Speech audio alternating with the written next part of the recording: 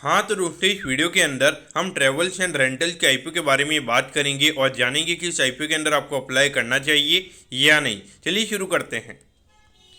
तो देखिए, सबसे पहले हम ये जानेंगे कि ये कंपनी क्या काम करती है, क्योंकि जो कंपनी है 96 में ये कंपनी स्टार्ट हुई है, यानी कि ऑलमोस्ट अगर हम देखेंगे तो 27 टू 28 ईयर्स ये कंपनी को स्टार्ट हुए हो चुके हैं। तो ये जो कंपनी जो ट्रैवल से रिलेटेड यहाँ पे जो सर्विसेज होती है वो ये कंपनी में प्रोवाइड करवाती हुई नजर आती है। इसमें अगर हम देखेंगे तो यहाँ पे जो एयरलाइन से रिगार्डिंग यहाँ पे जो टिकट बुकिंग होती है वो सर्विस ये कंपनी में प्रोवाइड करवाती हुई नजर आती है। इसके अलावा जो पैकेज यहाँ पे ऑनलाइन और जो डोमेस्टिक ट्रैवल के लिए यहाँ पे जो पैकेजेस वगैरह होते हैं वो ये कंपनी लेकर आती है, तो वो भी ये सर्विस ये कंपनी में यहाँ पे प्रोवाइड करवाती हुई नजर आती है। और बाकी अगर हम देखेंगे तो होटल बुकिंग से रिगार्डिंग जो सर्विसेज होती है, फिर मेनली यहाँ पे जो अगर आपको ग्लोबली अगर आपको ट्रैवल करना है तो उससे रिगार्डिंग आपको वीज़ा और पासपोर्ट से रिगार्डिंग अगर आपको सर्विसेज चाहिए होती है तो वो भी सर्विसेज ये कंपनी में प्रोवाइड करवाती हुई नजर आती है। अगर हम देखेंगे तो अभी लगभग 10 करोड़ से कम का रेवेन्यू का नंबर में यहाँ पे कंपनी का नंबर यहाँ पे नजर आता है। लेकिन अगर हम एम्प्लॉइज की अगर हम बात करेंगे तो अराउंड 58 एम्प्लॉइज ये कंपनी के नाम में काम करते हुए नजर आते हैं। डेफिनेटली देखा जाए तो एम्प्लॉय का नंबर काफी अच्छा हमें यहाँ पे नजर आता है, क्योंकि 10 करोड़ से नीचे अगर इतने ज्यादा एम्प्लॉइज की रिक्वायरमेंट है तो डेफिनेटली अगर आने वाले टाइम पे अगर यहाँ पे कंपनी का बिजनेस अगर अच्छे तरीके से बढ़ता है वहाँ पे डेफिनेटली, क्योंकि कहने की अगर हम देखेंगे तो यहाँ पे ये बिजनेस के अंदर अगर हम देखेंगे तो आपको ह्यूमन कैपिटल की ही जरूरत है, यानी कि अगर आपको एम्प्लॉइज की ही जरूरत है तो वहाँ पर अगर डेफिनेटली अगर किसी एरिया में अगर लगातार अगर नंबर ऑफ एम्प्लॉइज की रिक्वायरमेंट अगर बढ़ती है तो वहाँ पे डेफिनेटली अगर जितने ज़्यादा लोग अगर यहाँ पे हायर होंगे तो कहीं ना कहीं हमारी इकोनॉमी के लिए भी वो अच्छा रहेगा। अब अगर हम ऑब्जेक्टिव की अगर हम बात करेंगे जो यहाँ पे आईपीओ का पैसा कंपनी को मिलने वाला है तो वर्किंग कैपिटल से रिगार्डिंग यहाँ पे कंपनी का आईपीओ में आता हुआ नजर आ रहा है। तो देखिए, मेरे हिसाब से देखा जाए तो यहाँ पे अगर हम कंपनी के बिजनेस मॉडल की अगर हम बात करेंगे तो जो भी यहाँ पे कंपनी के कस्टमर्स वगैरह होते हैं तो वहाँ पे कंपनी को एडवांस पैसा मिलता है। तो कहीं ना कहीं देखा जाए तो यहाँ पे कंपनी को आईपीओ लाने की बिल्कुल भी जरूरत नहीं है। वर्किंग कैपिटल की अगर हम बात करेंगे तो कंपनी को वर्किंग कैपिटल की बिल्कुल भी जरूरत नहीं है। तो पॉइंट ऑफ व्यू से अगर आप बात करोगे तो कहीं ना कहीं यहाँ पे मेरे हिसाब से कहीं ना कहीं एक नेगेटिव पॉइंट ऑफ व्यू से कंपनी के ऑब्जेक्टिव के हिसाब से अगर हम बात करेंगे तो थोड़ा नेगेटिव हमें यहाँ पे नजर आता है। अगर कंपनी के ऑब्जेक्टिव में अगर कुछ ऐसा लिखा हुआ होता है कि आने वाले 2 से 3 साल में लगभग 5 से 10 उनके नए ऑफिस वगैरह वो ओपन करेंगे, जिससे ना क्या होता है कि आने वाले टाइम पे उनके नए नए कस्टमर्स और हमें यहाँ पे एक्वायर होते हुए नजर आते हैं। तो कहीं ना कहीं देखा जाए तो ऑब्जेक्टिव क्लियर कट इंडिकेशन दिखाता है कि लॉन्ग टर्म के हिसाब से यहाँ पे पैसा बनना काफी ज़्यादा मुश्किल रहेगा। अब अगर हम यहाँ पे कंपनी के फाइनेंशियल्स के बारे में अगर हम बात करेंगे तो देखिए 2022 में लगभग 2 करोड़ 90 लाख के लगभग कंपनी की सेल थी। उसके बाद अगर हम अभी रिसेंटली जो फाइनेंशियल ईयर कंपनी का खत्म हुआ है वहाँ पे लगभग 8 करोड़ 3 लाख के लगभग का रेवेन्यू का नंबर हमें यहाँ पे कंपनी का नजर आता है। यानी कि ऑलमोस्ट अगर हम देखेंगे तो 2.5 गुना से भी ज़्यादा कंपनी का जो रेवेन्यू का नंबर है वो हमें यहाँ पे होता हुआ नजर आया है। और अगर हम प्रॉफिटेबिलिटी की बात करेंगे तो 69 लाख के नंबर ये अगर हम अभी करंटली अगर हम बात करेंगे तो 2 करोड़ 96 लाख के लगभग का नंबर ये हमें यहाँ पे नजर आता है। ऑल ओवर देखा जाए तो अभी करंटली ग्रोथ के नंबर हमें यहाँ पे अच्छे नजर आते हैं।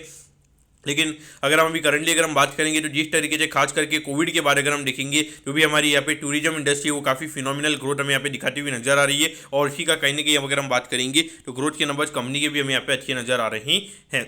अगर हम एक अच्छी बात की अगर हम बात करेंगे लगभग 7.5 करोड़ के लगभग की अगर हम कंपनी की बोरिंग की अगर हम बात करेंगे तो 2022 में नंबर हो चुका था। अगर हम करंटली अगर हम बात करेंगे तो 4 करोड़ 70 लाख के लगभग का बोरिंग का नंबर हमें यहाँ पे नजर आता है। यानी कि ऑलमोस्ट अगर हम देखेंगे तो यहाँ पे लगभग 2.5 करोड़ से भी ज़्यादा कंपनी की नेट बोरिंग हमें यहाँ पे कम होती हुई नजर आई है। तो डेफिनेटली देखा जाए तो ये भी इसकी वजह से भी कहीं ना कहीं अगर हम देखेंगे जो कंपनी की प्रॉफिटेबिलिटी है वो हमें यहाँ पे बढ़ती हुई नजर आई होगी।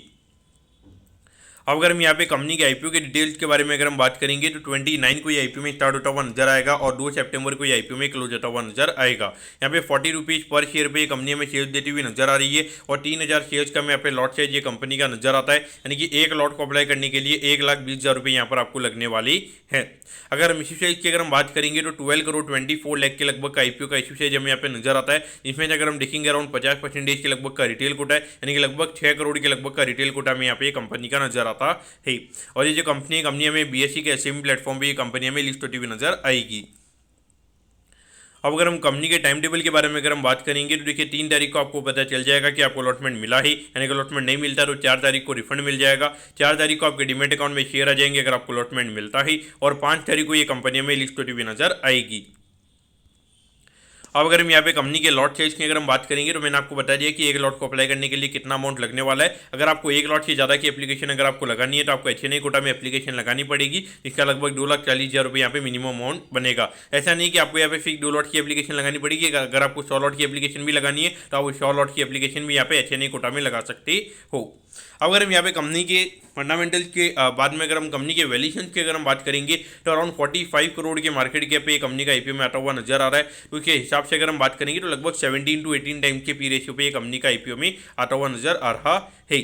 तो यहाँ पर आपको क्या करना चाहिए, तो देखा जाए तो ऑल ओवर कंपनी की ग्रोथ अच्छी है। अगर हम बिजनेस मॉडल की अगर हम बात करेंगे तो बिजनेस मॉडल कंपनी का अच्छा है, और उसके अलावा आईपीओ के साइज की अगर हम बात करेंगे कोई बड़ा आईपीओ का साइज नहीं है। इस तरीके की फिनोमिनल लिक्विडिटी हमें आईपीओ मार्केट में देखने को मिल रही है। तो मेरे हिसाब से देखा जाए तो एक बार के लिए अगर मार्केट अच्छा रहता है तो मुझे लगता है कि आईपीओ लॉस तो नहीं देना चाहिए, लेकिन हाँ अगर मार्केट में अगर कुछ करेक्शन वगैरह आ जाते या फिर अगर 5,000 पॉइंट का करेक्शन अगर हमें निफ्टी को अगर एकदम से अगर देखने को मिल जाता तो वहाँ पे डेफिनेटली एक बार के लिए चांस रहेगा कि 5 से 10% के करेक्शन पे ये कंपनी हमें डिस्काउंट पे ये कंपनी हमें खुलती हुई नजर आ सकती है। लेकिन मेरे हिसाब से देखा जाए तो अगर थोड़ा बहुत अगर आपको रिस्क लेना है तो यहाँ पर अप्लाई कर सकते हो, लेकिन अगर आप बिल्कुल भी रिस्क नहीं लेना चाहते हो तो वहाँ पर डेफिनेटली मेरे ख्याल से अवॉइड करना चाहिए। अगर हम करंटली अगर हम देखेंगे तो मेन बोर्ड आईपीओ में काफ़ी अच्छी डिमांड हमें भी नजर आ रही है, और वहाँ पर अगर हम देखेंगे तो रिस्क टू रिवॉर्ड भी काफ़ी फेवरेबल है। अगर आपको रिस्क नहीं लेना है तो मेरे ख्याल से अगर आपको भी मेन बोर्ड आईपीओ में यहाँ पर फोकस करना चाहिए। तो दोस्तों मैं कहता हूँ कि ट्रेवल्स एंड रेंटल्स के आईपीओ के बारे में आपको सब कुछ समझ में आ गया होगा। अगर आपकी कोई भी क्वेरीज है आप कमेंट कीजिए, मैं जरूर आपके कमेंट पर रिप्लाई करूंगा। ओके दोस्तों, thank you, have a nice day.